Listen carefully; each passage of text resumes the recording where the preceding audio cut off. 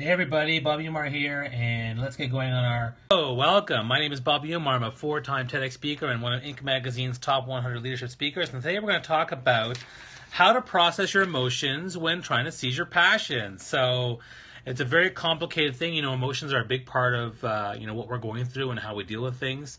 And I do a weekly chat here every Thursday at 11:45 a.m.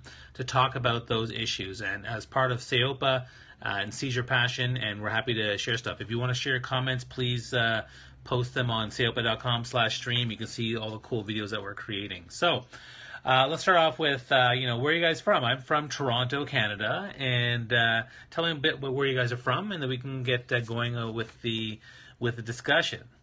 I certainly love what I'm doing, which is, working to help people, find clarity and focus and things like that.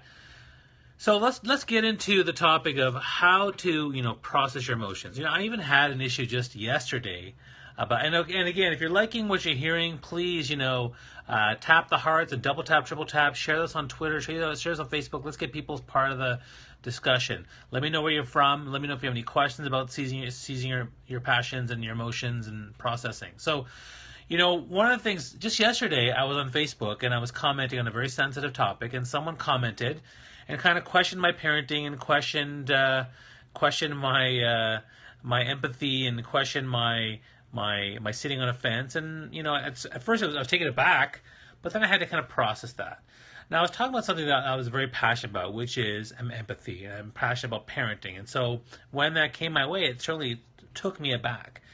Now, if you're trying to seize your passion, whatever it might be, you're trying to start a business, or you're trying to start a nonprofit organization, or you're trying to, build a playground somewhere, and people come at you with a lot of commentary and a lot of negativity, or even if they come up with legitimate stuff that jars you, you have to find a way to process that emotion. You have to find a way to understand and to reconcile the emotions that it's causing within you. I think that's an important piece to really understand, because a lot of people forget about that, and they really sorry, my camera flipped. Hold on. There we go back. So sometimes it happens that you don't understand why it's coming your way. Why is that negativity coming? Why is that someone trying to wreak on your emotions? And it's a challenge for people. So the first thing I'll tell you is that it's not you, it's them, right? Most people project what they're feeling or how they're dealing with something, and they take their emotions and their hurt and their issues and their experience, and they project it on you, and they just say, blah, I don't want this idea because of blah, or how can you do this because of blah, and they start saying that stuff. And you have to find, if you understand the fact that it's not you, it's them, they're projecting their issues and their challenges and their emotions around it, then you can start to process it a little bit better so it doesn't affect you as much.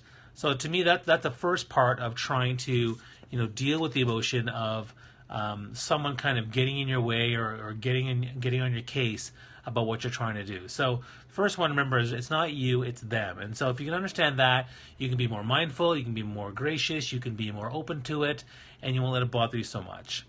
The second thing to do when trying to seize your passion and you're struggling with processing emotions is honestly take a break. If you're really hung up with the emotions and it's really getting to you and you're getting a little frustrated and you're concerned, take a break. It can be a short break. Go for a walk. It can be a longer break. I need to take a day off. I need to take a weekend retreat. I need to go away for a week and go to Cuba or whatever it might be. Do a staycation. But taking a break to rejuvenate the soul, rejuvenate the mind, reflect a little bit, depending on how bad it is. And thanks for the hearts. I appreciate that. You want to be able to process that by rejuvenating yourself and really taking that break. Because a break can be a good way to get your mind off of things.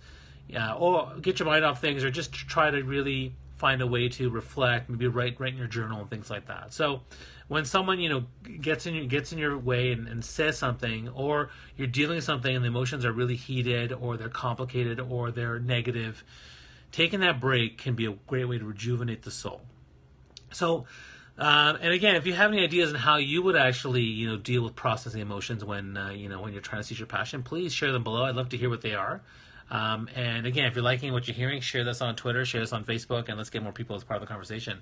The third thing I would do is I would probably talk to a friend or a soundboard. I mean, getting someone to hear their perspective.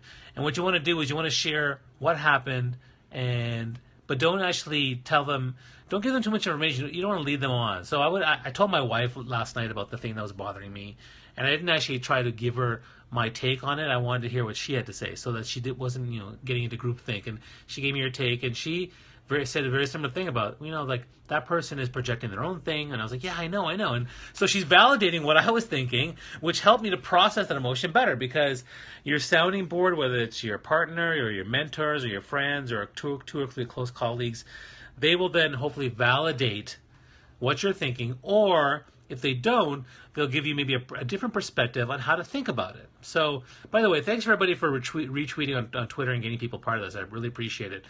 We've been doing this every week now for several months, and we're loving, the engagement, and people are, learning from what we're trying to share. And, the whole idea here is, everyone, we want to encourage people to seize their passion. CEOPA is really big on that.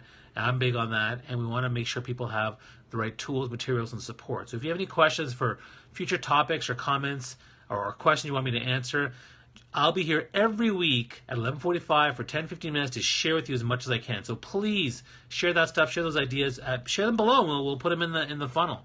So we talked about the first three things on how to process emotion. Number one, it's not you, it's them. Understand that mindset. Number two, take a break and rejuvenate, whether it's a short one or a long rejuvenation. Number three, talk to some sounding boards or people that you trust to get their take on it to help you process those emotions properly. The fourth thing you want to do is to leverage three core values. That is empathy, gratitude, and openness. You need to be empathetic to how people are feeling and why they're saying a certain thing. You got to put yourself in their shoes. Gratitude. You have to be grateful for the fact that people took the time to actually want to talk to you and to share their feedback, even if you disagree with it, even if it's causing you pain.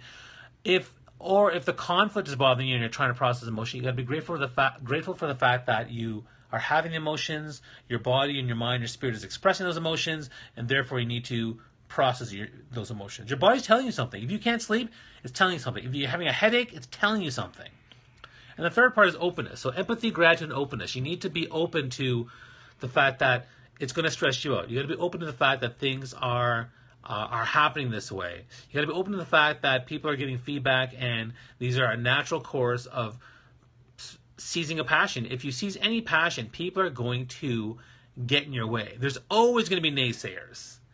And ultimately, you want to, take those naysayers and turn them into yay-sayers. And of course, negativity is something that, obviously we don't need, because that's something that is not useful to the conversation. Either contribute to the conversation or exit the conversation.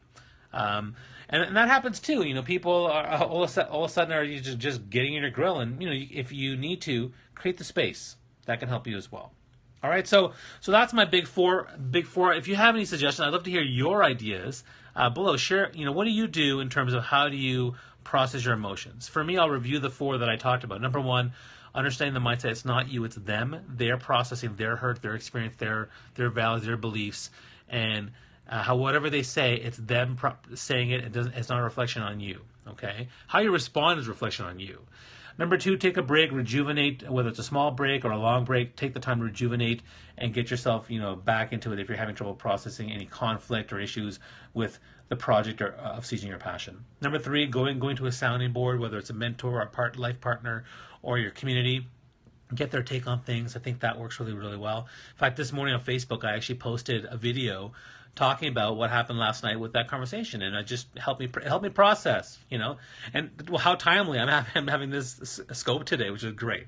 And then finally, number four, sharing values of empathy, gratitude, and openness. Empathy for how people are feeling, empathy for the situation, empathy for what you need to deal with it, gratitude for what you're going through, and gratitude for being in the moment, gratitude for having the chance to express and seize your passion, and finally, openness to learning and growing. So, hope you find those helpful. I'll be here every week. If you want to share your thoughts, go to ceopa.com, share your thoughts, give us a video, give us a blog post, share the hearts, share the loves. Thanks for the thumbs up. Love that, guys. Appreciate it. And I'll see you next week. And you know what? I'm actually trying to be on Periscope more, or follow me on Snapchat. I'm doing some really cool stuff there, sharing my stories. So have a great day. Thanks for the hearts. Love it. Have a great week. Take care. Bye-bye.